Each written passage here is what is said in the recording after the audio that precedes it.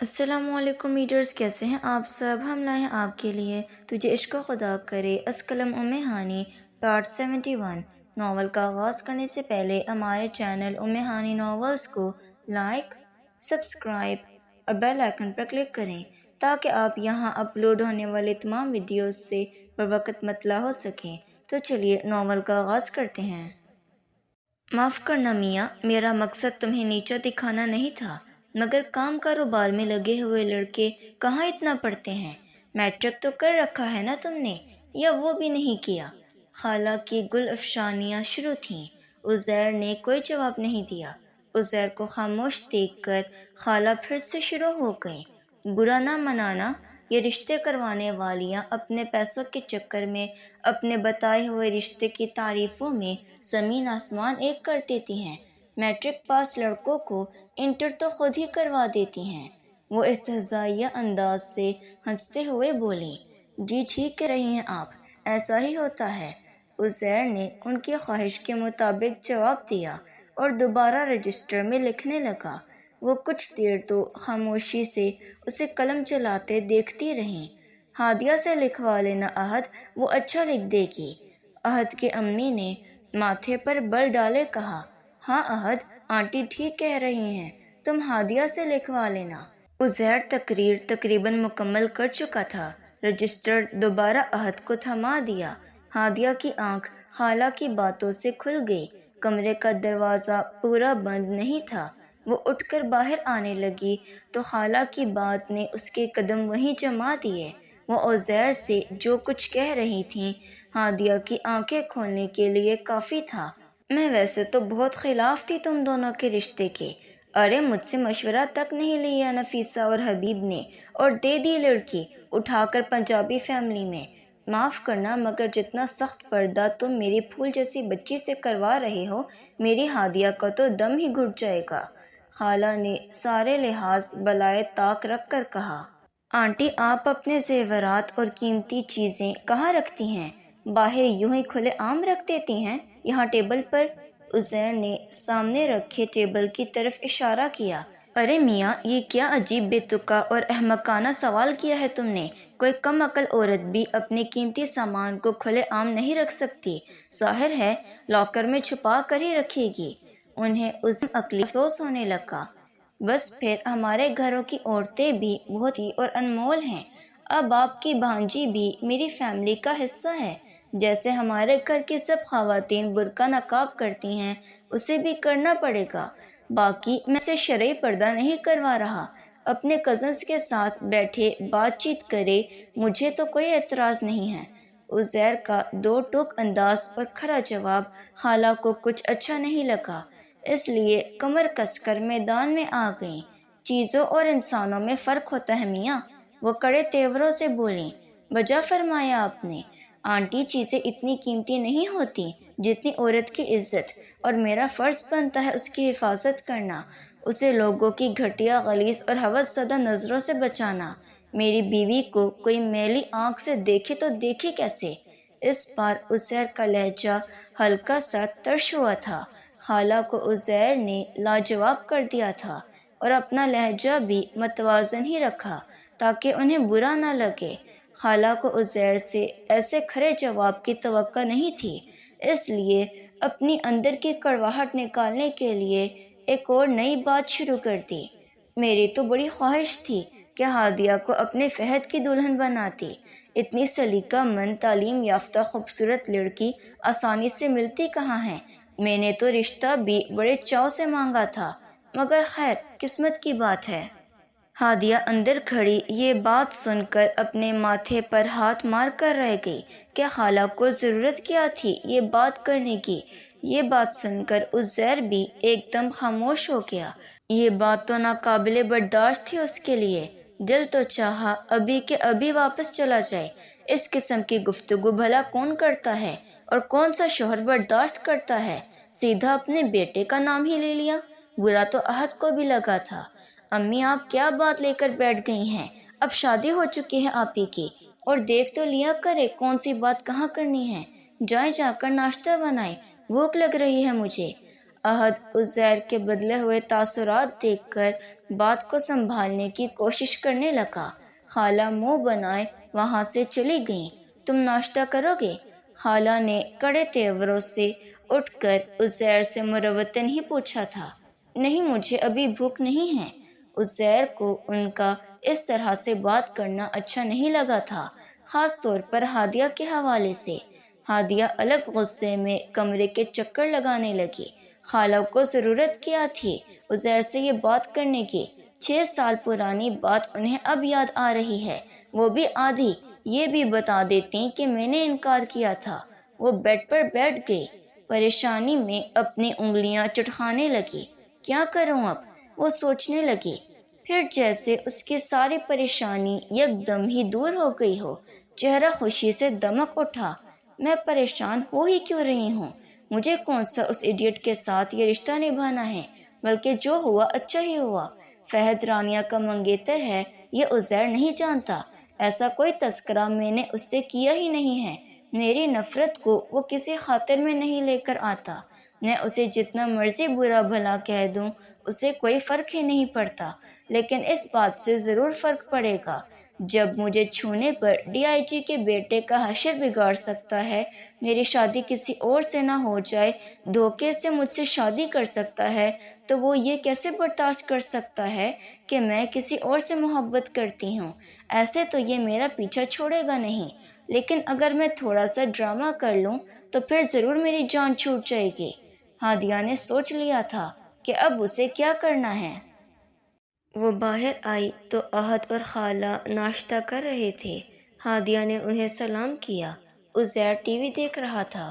چہرے کے تاثرات صاف بتا رہے تھے کہ اسے خالہ کی بات کچھ اچھی نہیں لگی۔ اس نے عزیر کو یکسر نظر انداز کر دیا۔ خالہ، فہد نہیں اٹھا ابھی تک؟ ہادیہ کے منہ سے فہد کا نام سن کر عزیر کی نظر اس کی جانب سرد سے اٹھی تھی۔ نہیں، چھٹی والے دن لیٹ اٹھتا ہے، ناشتہ کر کے اسے جگاتی ہوں۔ خالہ چائے پیتے ہوئے بولیں۔ ارے نہیں خالہ، آپ آرام سے ناشتہ کریں، میں جگا دیتی ہوں۔ ہادیہ یہ کہہ کر سامنے فہد کے کمرے میں بنا نوک کیے چلی گئی اور اندر جا کر دروازہ بھی بند کر لیا۔ سامنے فہد بے خبر سو رہا تھا۔ عزیر کے چکر میں وہ اندر تو آ گئی تھی، مگر فہد کو یوں جگانا اسے مناسب نہیں لگ رہا تھا۔ سوچ رہی تھی اسے اٹھائے کیسے۔ ادھر ادھر نظریں گھمانے پر ہادیہ کو سائڈ ٹیبل پر جگ اور گلاس پڑا نظر آ گیا۔ ہادیہ نے گلاس میں تھوڑا سا پانی ڈالا اور پھر اپنے ہاتھ میں لے کر فہد کے منہ پر چھینٹے مارنے لگی۔ وہ یکدم ہڑبڑا کر اٹھ گیا، سامنے ہادیہ کو دیکھ کر گھورنے لگا۔ یہ کیا جہالت ہے تمہاری، اور میرے کمرے میں کیا کر رہی ہو تم؟ وہ اسے دیکھتے ہی بگڑ کر بولا۔ ہادیہ لاپرواہی سے بولی۔ اٹھو، تم نے کیا نحوست پھیلائی ہوئی ہے؟ جلدی سے تیار ہو جاؤ، مجھے لاہور گھماؤ۔ اتنے دن کے لیے نہیں آئی ہوں میں کہ تمہارے شکل دیکھ کر گزار دوں۔ ہادیہ نے تن کر کہا۔ اوئے، تم شاید بھول رہی ہو میرا تمہارا رشتہ کیا ہے، تمیز سے بات کیا کرو مجھ سے۔ فہد اب اٹھ کر بیٹھ گیا۔ اتنے خوش نصیب نہیں ہو تم کہ میں عزت دوں تمہیں، میں تو تمہارے بچوں کے سامنے بھی تم سے ایسے ہی بات کروں گی۔ اب ہادیہ اس کی الماری کھول کر اس کے کپڑے نکالنے لگی۔ لائٹ سکن کلر کی پینٹ کے ساتھ اس نے وائٹ شرٹ نکال کر بیڈ پر رکھ دی۔ اس کے ساتھ بلیک زیادہ سوٹ کرتی ہے۔ فہد نے اس کے نکالے ہوئے کپڑوں کو دیکھ کر مشورہ دیا۔ رانیہ سے بات کرنی ہے تم نے؟ ہادیہ نے پلٹ کر فہد سے پوچھا۔ ہادیہ کے منہ سے غیر متوقع بات سن کر فہد کی پوری آنکھیں کھل گئی تھیں۔ ارے واہ، سماج کی دیوار، آج تو بڑی مہربان ہو مجھ پر، نیکی اور پوچھ پوچھ، ملاؤ نمبر۔ فہد نے سائڈ ٹیبل سے اپنا موبائل ہادیہ کو دیتے ہوئے کہا۔ اتنے بھی کیا اتاولے ہوئے جا رہے ہو، صبر کرو، رات کو کراؤں گی، مگر اس کے لیے تمہیں چپ چاپ وہ کرنا ہوگا جو میں تم سے کہوں گی۔ ہادیہ نے اپنی شرط اس کے سامنے رکھی۔ ہادیہ کو معلوم تھا کہ اس بات پر فہد اس کی ہر بات ماننے کو تیار ہو جائے گا۔ کیا مطلب، کیا کرنا پڑے گا مجھے؟ فہد نے پوچھا، فی الحال تو یہ مس میچ شرٹ پہننی پڑے گی، باقی میں تمہیں موقع کی مناسبت سے بتا دوں گی۔ یہ کہہ کر ہادیہ کمرے سے باہر آ گئی۔ عزیر کی نظر اسی پر تھی۔ وہ کب سے بند کمرے کو ہی دیکھ رہا تھا۔ جب سے ہادیہ کمرے میں گئی تھی، جیسے ہی کمرے کا دروازہ بند ہوا تھا، دروازے کی دھپ کی آواز پر دل کی دھک بھی شامل ہوئی تھی۔ یہ کون سا طریقہ تھا کہ کزن کے کمرے میں بغیر اجازت چلی جائے، اور پھر دروازہ بند کرنے کی کیا تک ہے؟ رگوں میں خون ابلنے کی حد تک کھول رہا تھا۔ باہر آ کر بھی ہادیہ خالہ کے پاس بیٹھ کر ادھر ادھر کی باتیں کرنے لگی۔ عزیر تو اس کے لیے یوں تھا جیسے وہاں موجود ہی نہ ہو۔ کچھ دیر میں فہد تیار ہو کر باہر آ گیا۔ اس کی شرٹ دیکھ کر احد بول اٹھا، یہ کیا فہد بھائی، اس کے ساتھ بلیک زیادہ اچھی لگتی ہے۔ ہاں مگر آج کپڑے ہادیہ نے نکال کر دیے ہیں۔ میں نے سوچا بیچاری اتنی دور سے آئی ہے، مان لیتا ہوں اس کی بات۔ فہد عزیر کے برابر میں ہی بیٹھ گیا۔ یہ بات بھی کچھ غیر مناسب تھی۔ عزیر کے چہرے کی غصے سے سرخ ہوتی رنگت دیکھ کر ہادیہ کو اطمینان سا ہوا تھا۔ خالہ ناشتہ بنانے کے لیے اٹھنے لگیں تو ہادیہ نے منع کر دیا۔ خالہ، فہد کے لیے ناشتہ میں بنا دیتی ہوں، آپ رہنے دیں۔ جیتی رہو بیٹا، تمہاری یہی عادت تو مجھے بھاتی ہے۔ کتنا احساس ہے تمہیں میرا۔ ذرا اپنے میاں کے لیے بھی بنا لینا، اس نے بھی ابھی تک ناشتہ نہیں کیا۔ خالہ نے اسے بتایا اور خود اٹھ کر کمرے میں چلی گئیں۔ ہادیہ نے ایسے عزیر کو دیکھا جیسے اسے خیال ہی نہ رہا ہو کہ وہ یہاں موجود ہے۔ اوہ، میں تو بھول ہی گئی تھی کہ یہ بھی یہاں پر ہے۔ فہد کی پسند تو مجھے پتہ ہے، وہ چیز آملیٹ شوق سے کھاتے ہیں۔ عزیر آپ کیا لیں گے؟ ہادیہ نے جان بوجھ کر فہد کی پسند بتائی۔ وہ بھی اسے اس لیے یاد رہ گئی کہ جب بھی وہ کراچی آتا تھا، رانیہ سے چیز آملیٹ ہی فرمائش پر بنوا کر کھاتا تھا، صرف ایک کپ چائے۔ عزیر کافی سنجیدگی سے بولا۔ ہادیہ کچن میں چلی گئی۔ ارے بس، خالی چائے سے کیا ہوگا؟ فہد نے عزیر سے کہا۔ نہیں یار، بس کسی اور چیز کا بالکل موڈ نہیں ہے۔ عزیر نے زبردستی مسکراتے ہوئے اسے جواب دیا۔ فہد کے رویے سے عزیر کو ایک پل یہ نہیں لگا کہ وہ ہادیہ میں دلچسپی رکھتا ہوگا۔ وہ بالکل نارملی بات کر رہا تھا۔ اس کی خالہ کی باتوں کا اثر تھا کہ عزیر کچھ متذبذب سا ہوا تھا۔ احد رات کو بیکری کا سامان بھی لایا تھا، میرا بھائی ذرا وہ بھی ٹیبل پر رکھ دو، فہد نے احد سے کہا اور ٹی وی دیکھنے لگا۔ دوسرا جھٹکا عزیر کو اس وقت لگا جب ہادیہ ناشتہ کرنے کے لیے فہد کے برابر میں بیٹھ گئی۔ کچھ عجیب سا تو فہد کو بھی لگا۔ تمہیں عزیر بھائی کے ساتھ بیٹھنا چاہیے ہادیہ، فہد نے صاف کھوئی کا مظاہرہ کیا۔ کیوں فہد، اس سے کیا فرق پڑتا ہے؟ اور عزیر ایسے نہیں ہیں کہ اتنی بات نوٹ کریں۔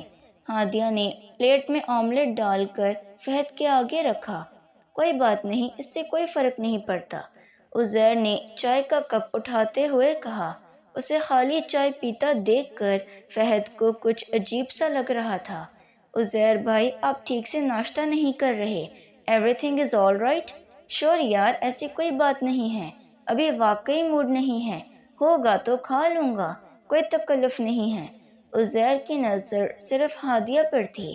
وہ کبھی پانی کا گلاس بھر کے فہد کے سامنے رکھ رہی تھی، کبھی بریڈ کے سلائس اٹھا کر اس کی پلیٹ میں رکھ رہی تھی۔ حیرت تو فہد کو بھی ہو رہی تھی، کیونکہ اس طرح اس نے پہلے کبھی نہیں کیا تھا۔ میں خود بھی لے سکتا ہوں، فہد نے ہادیہ کو اب گھورتے ہوئے کہا، مگر اسے کہاں اثر ہونے والا تھا۔ میں دے رہی ہوں نا فہد، تم بس ناشتہ کرو اپنا۔ عزیر خاموشی سے ہادیہ کو دیکھ رہا تھا۔ وہاں مزید بیٹھنا اس کی برداشت سے باہر تھا۔ گرم گرم چائے 2 سے 3 گھونٹ میں ختم کر کے وہ اپنے کمرے میں چلا گیا۔ اس کے جاتے ہی ہادیہ اپنی چائے پینے لگی۔ یہ سلائس پکڑانا ذرا، فہد نے ناشتہ کرتے ہوئے ہادیہ سے کہا۔ کیوں، ہاتھ ٹوٹے ہوئے ہیں تمہارے؟ خود پکڑو، نوکر نہیں ہو تمہاری، ہادیہ نے سخت لہجے میں کہا اور ناشتے کے برتن اٹھا کر کچن میں لے گئی۔ فہد حیرت سے اس کے بدلے ہوئے رویے کو دیکھتا رہ گیا۔ برتن سمیٹ کر وہ کمرے میں آ گئی۔ عزیر بیڈ پر ٹیک لگائے ہادیہ کو دیکھ رہا تھا۔ ہادیہ اسے مسلسل نظر انداز کر رہی تھی۔ اپنا وائٹ کلر کا سوٹ نکالا اور پریس کرنے لگی۔ اپنا سوٹ پریس کرنے کے بعد عزیر کے بیگ سے اس کے کپڑے نکالنے سے پہلے جان بوجھ کر بولی، تمہارے کپڑے کون سے نکالوں؟ پہلے مجھ سے پوچھ کر نکالتی ہو، جیسے روز خود نکالتی ہو آج بھی نکال دو، بس وائٹ شرٹ مت نکالنا۔ وہ بالکل روکھے سے جواب دے رہا تھا۔ ٹھیک ہے۔ وہ بلیک شرٹ نکال کر استری کرنے لگی۔ کتنی آگ لگ رہی ہے نا تمہیں، کتنی تکلیف ہو رہی ہے یہ دیکھ کر، اور تمہاری تکلیف دیکھ کر میرا دل خوشی سے باغ باغ ہو رہا ہے۔ کب سے کوشش کر رہی تھی تمہیں غصہ آئے، میری باتیں بری لگیں، مگر بے سود۔ مگر عزیر احمد، اب دیکھو میں کرتی کیا ہوں تمہارے ساتھ۔ ہادیہ کپڑے پریس کرتے ہوئے دل ہی دل میں پلان بنا چکی تھی کہ اسے کرنا کیا ہے۔ 2 دن سے اعظم سمیہ کو سمجھانے کی کوشش کر رہا تھا، مگر نہ تو وہ کچھ سننے کو تیار تھی نہ سمجھنے کو۔ میں پہلے بھی کہہ چکی ہوں، مجھے اس ٹاپک پر بات ہی نہیں کرنی ہے۔ آپ اس شخص کی باتوں میں آ کر کیوں ایک نیا سوال میرے آگے رکھ دیتے ہیں اعظم؟ سمیہ تنگ آ چکی تھی اعظم کی باتوں سے۔ سمیہ، میں نے صرف یہی کہا ہے کہ اگر حمزہ کو تمہارے بابا کے لکھے ہوئے خط پڑھنے میں کوئی انٹرسٹ نہیں ہے تو تم پڑھ کر دیکھ لو، ہو سکتا ہے جو تم جانتی ہو وہ غلط ہو، اس میں کیا ایشو ہے؟ اعظم نے سمیہ کو پھر سے سمجھانا چاہا۔ میرے پاس نہیں ہے وہ۔ سمیہ صاف انکاری تھی۔ یہ تو تم جھوٹ بول رہی ہو، کافی عرصے سے وہ تمہارے لاکر میں تھے لیکن اب موجود نہیں ہے۔ تم نہیں بھی جاننا چاہتی تو ٹھیک ہے سمیہ، لیکن اب مجھے جاننا ہے، اس لیے لاؤ مجھے دو، میں پڑھنا چاہتا ہوں انہیں۔ اعظم نے اونچے لہجے سے کہا۔ آپ سے جھوٹ نہیں بول رہی ہوں اعظم، وہ نہیں ہے میرے پاس۔ جب حمزہ یہاں سے گیا تھا تو میں نے اس کے بیگ میں ڈال دیے تھے کہ شاید وہاں جا کر اس کے دل میں آئے اور وہ ان خطوں کو پڑھ لے۔ سمیہ کے جواب پر اعظم چپ ہو گیا، اور سچ بھی یہی تھا۔ وہ اپنے والد کے سارے خطوط حمزہ کے بیگ میں ڈال چکی تھی، لیکن اب پچھتا بھی رہی تھی، کیونکہ جو سوال عزیر نے کیا تھا اندر سے بے چین تو سمیہ کو بھی کر رہا تھا۔ ہادیہ اپنا وائٹ فراک پہن کر میک اپ میں سے لپسٹک کے کلر دیکھ رہی تھی کہ کون سا لگائے۔ جب عزیر واش روم سے باہر آیا اس وقت بھی ہادیہ ہر لپسٹک اٹھا کر ان کے ڈارک شیڈز کو دیکھ دیکھ کر وہیں پھینکی جا رہی تھی۔ اسے کوئی بھی لپسٹک پسند نہیں آ رہی تھی۔ یہ سب کیا ہے؟ سبھی ڈارک شیڈز میں ہیں، ہادیہ نے عزیر کو دیکھتے ہوئے کہا۔ اس لیے کہ مجھے پسند ہے، انہی میں سے کچھ لگا لو، سوٹ کرے گا تم پر، عزیر نے جتاتے ہوئے کہا۔ پر مجھے نہیں پسند، ہادیہ نے لاپرواہی سے کہا۔ ایسا کرو ریڈ کلر کی لگا لو، وائٹ فراک کے ساتھ بہت اچھی لگے گی تم پر، عزیر مسکرا کر بولا، بار بار اس کی باتوں کو نظر انداز کر کے اس کے ساتھ اپنا رویہ ٹھیک رکھنے کی کوشش کر رہا تھا۔ ہادیہ بنا جواب دیے کمرے سے باہر نکل گئی۔ وہ اپنے بال بنا رہا تھا جب ہادیہ کمرے میں واپس آئی، اپنی خالہ سے لائٹ پنک کلر کی لپسٹک لے آئی اور لگانے لگی، پھر اپنے بالوں کا جوڑا کھول کر انہیں برش کرنے لگی۔ تب تک عزیر شوز پہن چکا تھا۔ ہادیہ نیکلس پہننے لگی جو اس سے بند نہیں ہو رہا تھا۔ وائٹ فراک میں لائٹ سے میک اپ اور کھلے بالوں میں وہ جتنی دلکش لگ رہی تھی، عزیر کا موڈ خود بخود خوشگوار سا ہو گیا تھا۔ عزیر اس کے قریب آ گیا۔ لاؤ میں پہنا دیتا ہوں، عزیر اس کے پاس آ کر بولا۔ پہلے گاؤں میں بھی اس کی اس قسم کی پیش رفت پر ہادیہ نے اعتراض نہیں کیا تھا۔ نہیں رہنے دو، میں فہد سے بول دیتی ہوں، وہ ٹھیک سے پہنا دے گا۔ ہادیہ باہر جانے لگی۔ عزیر نے اسے بازو سے پکڑ لیا۔ فہد کا کام نہیں ہے یہ، سمجھی؟ اس کی آنکھوں میں دیکھتے ہوئے بولا۔ لہجے اور انداز میں پھر سے تلخی اود آئی تھی۔ ہادیہ یہ دیکھ کر پرسکون ہوئی تھی۔ پہلے بھی وہی پہناتا تھا مجھے، اب کیا مسئلہ ہے؟ ہادیہ اس کے غصے کو انجوائے کر رہی تھی۔ غصے سے عزیر کا تنفس تیزی سے چلنے لگا تھا، جانے کون سے امتحان لے رہی تھی وہ اس سے۔ پہلے کون کیا کرتا تھا اس سے میرا کوئی سروکار نہیں، مگر اب ہے، بیٹھو ادھر۔ اپنی آواز کو عزیر نے دھیما ہی رکھا، زبردستی اسے سیٹ پر بٹھا کر اس کے کھلے بالوں کو آگے کیا اور اسے نیکلس پہنا دیا۔ کچھ دیر پہلے اگر وہ یہ نیکلس اسے پہناتا تو اس کی تعریف ضرور کرتا، لیکن اس کی باتیں آگ سے لگا دیتی تھیں اسے۔ میں باہر جا رہا ہوں، ایک تو اپنے بال باندھو اور دوسرا اپنا برقع نقاب کر کے باہر آنا، وہ رعب جماتے ہوئے بولا۔ ہرگز نہیں، یہ گاؤں نہیں لاہور ہے، اور یہ میری فیملیز ہیں جو تھوڑی لبرل سوچ رکھتی ہیں، تمہارے خاندان کی طرح کنزرویٹو نہیں ہیں۔ میں بال بھی کھلے رکھ کر جاؤں گی اور برقع بھی نہیں پہنوں گی، ہادیہ نے ڈھٹائی سے جواب دیا۔ عزیر نے ایک غصیلی نظر اس پر ڈالی۔ تم اب میری فیملی میں شامل ہو، ویسے ہی کرنا پڑے گا جیسے میں چاہتا ہوں۔ اس حلیے میں تو کمرے سے باہر بھی جانے نہیں دوں گا تمہیں، بیٹھی رہو یہیں پر۔ عزیر اسے بیڈ پر بٹھاتے ہوئے بولا۔ اگر اٹھنے کی کوشش کی تو تم جانتے ہو کیا کر سکتا ہوں میں تمہارے ساتھ۔ وہ اس کے ساتھ ہی بیٹھ گیا۔ ہادیہ کچھ دیر تو بیٹھی رہی، لیکن پھر بول پڑی۔ فہد اور احد دونوں تیار ہیں، ہمارا ہی ویٹ کر رہے ہیں۔ ہادیہ نے کہا، ہاں تو کرنے دو انتظار، زیادہ سے زیادہ کیا کریں گے، 1 سے 2 بار دروازہ نوک کریں گے بس۔ لبرل مائنڈ کے لوگ ہیں، سمجھ جائیں گے کہ دونوں میاں بیوی کا موڈ نہیں ہے جانے کا، اکیلے وقت گزارنا چاہتے ہیں۔ عزیر کی بات پر ہادیہ ضد سی ہونے لگی۔ لیکن مجھے جانا ہے، وہ روحان سی ہوئی تھی۔ تو پھر میری جان وہ کرو جو میں نے کہا ہے۔ عزیر کے حق جمانے والے انداز سے وہ بری طرح ضد ہو گئی اور اٹھ کر بے دلی سے بالوں کی چٹیاں بنانے لگی۔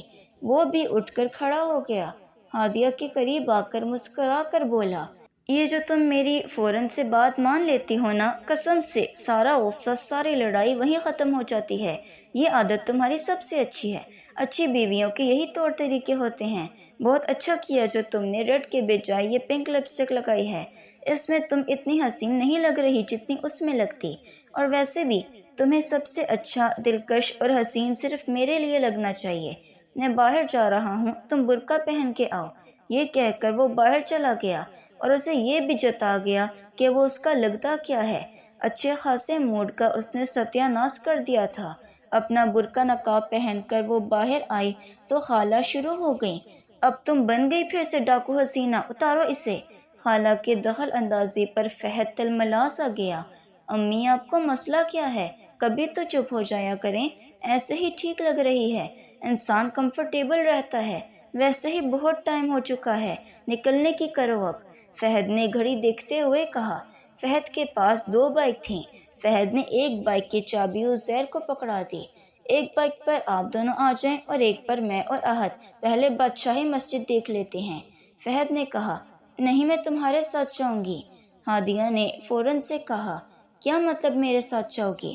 فہد اس کی بے تکی بات پر چڑھنے لگا۔ برا تو عزیر کو بھی لگ رہا تھا۔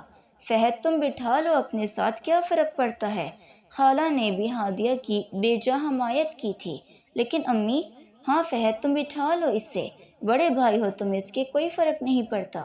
عزیر نے بھی اعتراض نہیں کیا۔ تب جا کر فہد کچھ چپ ہوا تھا۔ کبھی کبھی تو عجیب احمقانہ حرکتیں کرتی ہو تم، آؤ بیٹھو۔ فہد کو ابھی بھی ہادیہ پر غصہ تھا۔ ٹھیک سے پکڑ کر بیٹھنا، تمہیں پتہ ہے میں بائک ذرا تیز چلاتا ہوں، بے فکر رہو، پورے راستے کس کے پکڑوں گی۔ یہ کہتے ہوئے اس نے دوسری بائک پر بیٹھے عزیر کی جانب دیکھا جو اسے کھا جانے والے انداز سے گھور رہا تھا۔ اب ایسا بھی نہیں کہا میں نے، تمہیں آدھے راستے میں پہنچ کر چھوڑ کر بیٹھنے کی عادت جو ہے، اس لیے کہہ رہا تھا۔ فہد بائک سٹارٹ کرتے ہوئے بولا۔ احد بھی عزیر کے پیچھے بیٹھ گیا تھا۔ کچھ راستے تک تو دونوں کی بائک آگے پیچھے ہی رہی، لیکن پھر عزیر نے اپنا روٹ بدل کر دوسری طرف کر لیا۔ عزیر بھائی، یہ آپ غلط روٹ پر جا رہے ہیں، احد نے اسے دوسرے راستے پر بائک ڈالتے دیکھ کر کہا۔ وہ سمجھا کہ عزیر کو راستے کا اندازہ نہیں ہے۔ ہم لوگ اسٹیشن جا رہے ہیں، ابا کے بار بار فون آ رہے ہیں، پہلے کل کی ٹکٹس لے لوں پھر چلتے ہیں۔ احد بے فکر رہو، مجھے یہاں کے راستوں کا علم ہے، عزیر نے کھل کر بات کی۔ مگر وہ فہد بھائی، جانے دو ان کو، بس کچھ ہی دیر لگے گی ہمیں۔ عزیر نے سپیڈ تھوڑی تیز کر لی تاکہ کام جلدی نمٹا لے۔ اگلے دن کی رات کی 2 ٹکٹس لے کر وہ لوگ بادشاہی مسجد چلے گئے۔ جو حرکتیں وہ صبح سے ہادیہ کو کرتے ہوئے دیکھ رہا تھا اس کے لیے ناقابل فہم تھیں اور اذیت کا باعث بھی، اس لیے یہ نہیں چاہتا تھا کہ سب کے سامنے اپنا ٹیمپر لوز کرے، اس لیے سب سے پہلے واپسی کی ٹکٹس لی تھیں۔ وہاں ہادیہ اور فہد دونوں ہی بیزار ہو رہے تھے۔ کہاں رہ گیا تمہارا میاں؟ فون بھی نہیں اٹھا رہا، اور وہ احد کے بچے کا تو فون آف جا رہا ہے۔ یہ بھی نہیں کہہ سکتے کہ راستہ نہ بھول گئے ہوں۔ تمہارے میاں کو نہ بھی معلوم ہو، مگر احد کو تو لاہور کا چپا چپا معلوم ہے۔ فہد اور ہادیہ مسجد کے صحن میں ہی کھڑے دیکھ رہے تھے۔ فہد مسلسل عزیر اور احد کے نمبر پر فون کر رہا تھا۔ عزیر نے فون اٹھا لیا، مگر پیچھے سے ٹریفک کا شور بہت تھا۔ کہاں رہ گئے آپ لوگ؟ ابھی تک آئے کیوں نہیں؟ فہد ایسے چیخ کر بول رہا تھا جیسے خود ٹریفک میں پھنسا ہو۔ اسٹیشن پر ہیں، کراچی کے لیے ٹکٹ۔ ابھی اتنی ہی بات ہوئی تھی کہ فون ڈسکنیکٹ ہو گیا تھا۔ کیا ہوا؟ کہاں ہیں وہ لوگ؟ ہادیہ کو بھی اب تشویش ہو رہی تھی۔ وہ فہد کے پاس آ کر پوچھنے لگی، پتہ نہیں اسٹیشن کا بول رہے تھے۔ یہ جو صبح سے تم حرکتیں کرتی پھر رہی ہو نا، اسی کا رد عمل لگ رہا ہے۔ لگتا ہے کراچی کے لیے نکل گئے ہوں گے۔ فہد نے اپنا اندیشہ ظاہر کیا۔ اتنا بھی اچھا نہیں ہے کہ مجھے چھوڑ کے چلا جائے، ہادیہ نے پورے وثوق سے کہا۔ بڑی اچھی تمیز ہے تمہاری شوہر کے بارے میں بات کرنے کی۔ بائی دا وے، یہ تم کیا اپنے میاں کے سامنے مجھے اتنی اہمیت دے رہی ہو؟ ویسے تو کبھی نصیب نہیں ہوا سیدھے منہ بات کرنا۔ یہ ان کا ظرف ہے ہادیہ کہ وہ یہ سب اگنور کر رہے ہیں، ورنہ تمہاری جگہ رانیہ یہ کرتی تو طبیعت صاف کر کے رکھ دیتا میں اس کی۔ فہد نے اسے آڑے ہاتھوں لیا تھا۔ تمہیں کیا صرف آم کھانے سے مطلب ہونا چاہیے، پیڑ گننے سے نہیں؟ اگر رانیہ سے بات کرنی ہے تو اپنا منہ بند رکھنا، بلکہ ہو سکے تو میری ہاں میں ہاں ملاتے جانا۔ فہد ہادیہ کی بات پر کچھ سوچ میں پڑ گیا۔ کچھ ہی دیر میں اس نے نتیجہ اخذ کر لیا تھا، مگر اپنی سوچ کے مطابق پھر ہادیہ کی طرف دیکھتے ہوئے کہا، کہیں تم رات کی بات کی وجہ سے انہیں جیلس فیل کروانے کے لیے یہ سب تو نہیں کر رہی؟ فہد کو یہ لگا اس سے اپنی ہار برداشت نہیں ہوئی، اس لیے کر رہی ہے۔ تمہیں جو سمجھنا ہے سمجھتے رہو، مجھے کوئی پرواہ نہیں، وہ لاپرواہی سے بولی۔ کس قدر بے وقوف ہو تم! اندازہ بھی ہے اس کا نتیجہ کیا نکل سکتا ہے؟ چاہے کوئی کتنا بھی چاہنے والا شوہر ہو، مگر ذرا سا شک زندگی برباد کر دیتا ہے۔ میں تمہاری اس حماقت میں تمہارا ساتھ ہرگز نہیں دوں گا۔ اس سے پہلے کہ ہادیہ فہد سے کچھ کہتی، احد اور عزیر دونوں سامنے سے آتے نظر آ گئے۔ وہ ایک دم فہد کے قریب ہو کر کھڑی ہو گئی۔ پورا 1 گھنٹہ رانیہ سے بات کرواؤں گی، آئی پرومس، ہادیہ نے آہستہ سے فہد کو سرگوشی میں کہا۔ فہد نے کوئی جواب نہیں دیا۔ عزیر کو نزدیک آتا دیکھ کر فہد بھی ان کے پاس چلا گیا۔ کہاں رہ گئے تھے آپ لوگ؟ ہم کب سے؟ اتنی جلدی آ گئے آپ لوگ، ہمیں وقت گزارنے کا پتہ بھی نہیں چلا۔ ہادیہ نے جلدی سے فہد کی بات اچک کر اپنے انداز سے بات کو مکمل کیا۔ ٹکٹ لینے گئے تھے واپسی کی، کل رات 9 بجے کی ملی ہیں۔ عزیر کی نظر ہادیہ کی طرف ہی تھی۔ وہ فہد کے ساتھ بالکل لگ کر کھڑی تھی۔ اتنی جلدی کیوں؟ مجھے تو ابھی نہیں جانا۔ گاؤں اتنے دن رکے تھے ہم، کم سے کم 3-4 دن بعد کی لینی چاہیے تھی، ہادیہ نے کہا۔ تمہاری مرضی ہے، رہنا چاہتی ہو تو شوق سے رہو، مگر میں تو کل ہر حال میں واپس چلا جاؤں گا۔ ابا کے بہت فون آ رہے ہیں، اتنے دن وہ اکیلے دکان نہیں سنبھال سکتے، عزیر نے تیکھے انداز میں کہا۔ ہاں ٹھیک ہے، میں بعد میں آ جاؤں گی۔ ہادیہ کے جواب پر فہد اسے گھورنے لگا۔ جی نہیں، تم بھی ساتھ ہی جاؤ، تمہیں کون چھوڑنے کی ڈیوٹی دے گا؟ مجھے تو 1 دن کی چھٹی نہیں ملے گی آفس سے، اور احد ابھی آیا ہے، وہ بھی نہیں جا سکتا، فہد نے کہا۔ فہد کے انداز سے لگ رہا تھا کہ وہ ہادیہ کا ساتھ دینے کے لیے تیار نہیں ہے۔ پھر انہوں نے بادشاہی مسجد دیکھی اور اس کا میوزیم دیکھا۔ عصر کی نماز بھی وہیں پڑھی، لیکن ہادیہ مسلسل فہد کے ساتھ ہی رہی۔ ایک پل کے لیے بھی اس سے الگ نہیں ہوئی، لیکن فہد ضرور اس سے کترا رہا تھا۔ اس کے بعد فہد انہیں ایک اچھے سے ریسٹورانٹ میں لے گیا۔ وہاں بھی ہادیہ فہد کے ساتھ ہی بیٹھی تھی۔ مینیو کارڈ فہد عزیر کی طرف بڑھانے لگا، مگر ہادیہ نے پکڑ لیا اور ڈشز آرڈر کرنے لگی، جو سب کے سب چائنیز اور سی فوڈ ہی تھیں۔ کافی لمبا چوڑا آرڈر وہ دے چکی تھی۔ فہد اس کا مینیو سن کر اپنے پسینے پونچھنے لگا۔ اتنا کھا لو گے تم؟ فہد نے خشک ہوتے ہوئے ہونٹوں پر زبان پھیرتے ہوئے پوچھا۔ اتنے پیسے یقیناً اس کی جیب میں نہیں تھے۔ جتنا جی چاہے گا کھاؤں گی، باقی چھوڑ دوں گی، ہادیہ نے بے نیازی سے کہا۔ فہد اسے نظر انداز کرتے ہوئے عزیر کی طرف متوجہ ہوا۔ عزیر بھائی آپ کیا لیں گے؟ فہد نے عزیر سے اس کی چوائس پوچھی۔ جتنا یہ آرڈر کر چکی ہے اس میں ہم تینوں کو کچھ بھی مزید آرڈر کرنے کی ضرورت ہی نہیں رہی، اسی میں سے کھا لیں گے۔ عزیر کے جواب پر فہد کو ذرا تسلی ہوئی تھی۔ عزیر بھی ہادیہ کے لمبے چوڑے مینیو پر حیران ہوا تھا۔ فہد پریشانی کے باعث ٹیبل پر موجود منرل واٹر گلاس میں ڈال کر پیے جا رہا تھا اور ٹیشو سے اپنے ماتھے پر آنے والا پسینہ پونچھ رہا تھا۔ احد ذرا آنا میرے ساتھ۔ فہد کی گھبراہٹ جب حد سے بڑھ گئی تو اس نے احد کو سائڈ پر لے جانا چاہا تاکہ پوچھ سکے کہ اس کی جیب میں کتنے پیسے ہیں۔ اپنا کریڈٹ کارڈ وہ گھر پہ چھوڑ آیا تھا اور جتنے پیسے جیب میں تھے اسے پورا یقین تھا کہ اسی میں سب ہو جائے گا، مگر ہادیہ کا آرڈر ان پیسوں سے کہیں زیادہ تھا۔ کہاں جا رہے ہو تم لوگ؟ بیٹھ جاؤ، عزیر نے روک دیا۔ وہ کچھ کام تھا، فہد نے جھجکتے ہوئے کہا۔ کھانا بھی آ چکا تھا اس لیے جانے کا ارادہ ملتوی کر کے وہ لوگ وہیں بیٹھے رہے۔ احد اور فہد دونوں ٹھیک سے نہیں کھا رہے تھے۔ تم لوگ ٹھیک سے کھا کیوں نہیں رہے ہو؟ عزیر نے دونوں کے چہروں کے اڑے ہوئے رنگ دیکھ کر پوچھا۔ کھا تو رہے ہیں، چائنیز اتنا پسند نہیں ہے، فہد نے بہانہ بنایا۔ فہد بیچارہ ہر نوالے کے بعد پانی پی رہا تھا۔ پسند تو مجھے بھی نہیں ہے، مگر اتنا برا بھی نہیں ہے کہ کھایا نہ جائے۔ عزیر نے فہد کے پاس رکھی پانی کی بوتل اٹھا کر سائڈ پر رکھ دی۔ تم پانی ہی پیے جاؤ گے تو کھاؤ گے کیا؟ عزیر نے فہد سے کہا۔ کھاؤ نا فہد، لاؤ میں تمہاری پلیٹ میں ڈال دیتی ہوں۔ ہادیہ چائنیز رائس اس کی پلیٹ میں ڈالنے لگی۔ جلدی ختم کرو، ابھی تو میں نے آئس کریم بھی آرڈر کرنی ہے۔ ہادیہ کے منہ سے آئس کریم کا سن کر فہد کے ہاتھ میں پکڑی چمچ چھوٹ کر پلیٹ میں گر گئی۔ تمہاری گنجائش ہے اتنے کھانے کے بعد آئس کریم کھانے کی؟ فہد کا بس نہیں چل رہا تھا ہادیہ کا گلا دبا دے۔ غصے سے اپنے دانت کچکچا کر بولا۔ بالکل، کھانا تو میں سب کھا چکی ہوں، ہادیہ نے بے فکری سے کہا۔ تو یہ سب تمہارا باپ کھائے گا؟ فہد تپ کر بولا۔ ابھی بھی ٹیبل پر اتنی ڈشز ایسی تھیں جنہیں ہادیہ نے ہاتھ بھی نہیں لگایا تھا۔ بابا کا نام مت لینا، سمجھے نا؟ تم نے بھی لاسٹ ٹائم یہی کیا تھا میرے ساتھ، 4 مہینے کی پاکٹ منی ایک ٹائم میں اڑا دی تھی، آیا یاد؟ ہادیہ نے آہستہ آواز میں کہا تاکہ فہد کے علاوہ کوئی دوسرا نہ سن لے، مگر آواز عزیر اور احد دونوں تک پہنچ رہی تھی۔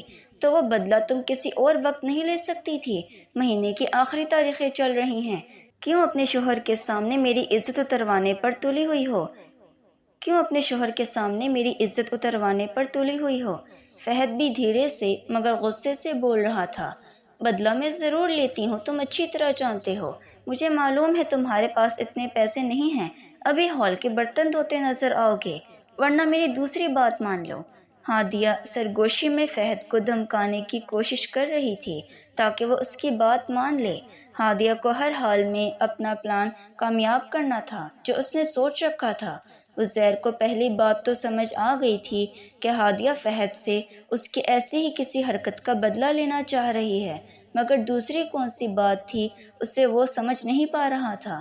عزیر کی نظریں ہادیہ اور فہد پر ہی جمی ہوئی تھیں۔ فہد اسے فہمائشی نظروں سے دیکھ رہا تھا جو اسے بری طرح پھنسا چکی تھی۔ ایسا کیوں کرنا چاہ رہی ہو تم؟ تمہاری شادی شدہ زندگی برباد ہو کے رہ جائے گی اگر انہیں ذرا بھی شک ہو گیا، فہد آہستہ بولا، مگر وہاں فاصلہ کتنا تھا؟ عزیر کا ماتھا ٹھنکا تھا کہ کوئی گڑبڑ تو ضرور ہے۔ میری لائف ہے، جو ہوتا ہے ہونے دو، بس میرا ساتھ دو، میں یہ سارا بل خود بھر دوں گی، ہادیہ نے لاپرواہی کا مظاہرہ کرتے ہوئے کہا۔ عزیر ششو پنج میں مبتلا ہونے لگا تھا۔ ایسی کیا بات ان دونوں کے درمیان چل رہی تھی جس کا تعلق ان دونوں کی شادی شدہ زندگی سے تھا؟ اچھا سوچنے دو مجھے۔ فہد کے چہرے کی ہوائیاں اڑی ہوئی تھیں، سوچ میں پڑ گیا تھا کہ کرے تو کیا کرے۔ ویٹر آیا تو ہادیہ نے آئس کریم آرڈر کرنی شروع کر دی۔ پھر عزیر اور احد سے پوچھنے لگی کہ وہ کون سا فلیور کھائیں گے۔ فہد اور میری چوائس تو ایک ہی ہے، عزیر آپ کیا کھائیں گے اور احد تم کون سی لوگے؟ ہادیہ کی ڈرامے بازی پھر سے شروع ہو گئی۔ فہد نے غصے سے ہادیہ کو دیکھا، پھر نظریں بدل کر بیٹھ گیا۔ آج تو اسے لگ رہا تھا کہ اچھی ذلت اٹھانی پڑے گی۔ عزیر نے چاکلیٹ منگوائی اور احد بیچارہ فہد کے اشارے کا منتظر تھا۔ مرتا کیا نہ کرتا، فہد نے اسے منگوانے کا اشارہ کر دیا۔ بل کے ٹائم فہد اٹھ کر کھڑا ہو گیا۔ میں ذرا کاؤنٹر پر بل پے کر کے آتا ہوں، چلو احد۔ فہد نے احد کو اشارہ کیا۔ کاؤنٹر پہ کیوں؟ بل یہیں پہ ہوگا۔ عزیر نے بل کارڈ فہد کے ہاتھ سے لیا اور بل دیکھ کر جیب سے پیسے نکالنے لگا۔ یہ آپ کیا کر رہے ہیں؟ یہ لنچ میری طرف سے تھا عزیر بھائی۔ فہد نے اسے روکنا چاہا تھا۔ تم پھر کبھی دے دینا فہد، ویسے بھی تم میری شادی پر آئے نہیں تھے، سمجھو میرے ولیمے کی دعوت ہو گئی خاص تمہارے لیے۔ عزیر نے پیسے کارڈ کے اندر رکھ کر کارڈ ویٹر کو پکڑا دیا۔ ایک مسئلہ تو وہ فہد کا حل کر چکا تھا، یہ جو بچ گیا ہے اسے پیک کر دیں۔ عزیر نے ویٹر سے کہا۔ فہد کو اب سکون کا سانس آیا تھا اور ہادیہ کو عزیر پر غصہ آ رہا تھا۔ اس کا بنا بنایا کھیل کیسے منٹوں میں پلٹ کے رکھ دیا تھا اس شخص نے۔ فہد کے پاس ہادیہ کی بات ماننے کے علاوہ کوئی دوسرا چارہ نہیں تھا۔ ہادیہ کو پکا یقین تھا کہ فہد اس کی بات ماننے پر مجبور ہو جائے گا، مگر عزیر نے کیسے بازی اپنے ہاتھ میں لے لی تھی۔ اب تو وہ ہادیہ کی سنے گا بھی نہیں، اب جو کچھ کرنا تھا اسے خود ہی کرنا تھا۔ وہ لوگ ریسٹورانٹ سے باہر آ گئے۔ باہر بہت سے فقیر اور مانگنے والے کھڑے تھے۔ ان میں سے ایک عورت فہد اور ہادیہ کے پاس آ کر کھڑی ہوئی۔ اللہ چوڑی سلامت رکھے، اللہ تیرے سردے سائیں کو سلامت رکھے، کچھ دے جا بی بی۔ اس عورت نے ہادیہ سے کہا۔ آمین آمین، یہ لو۔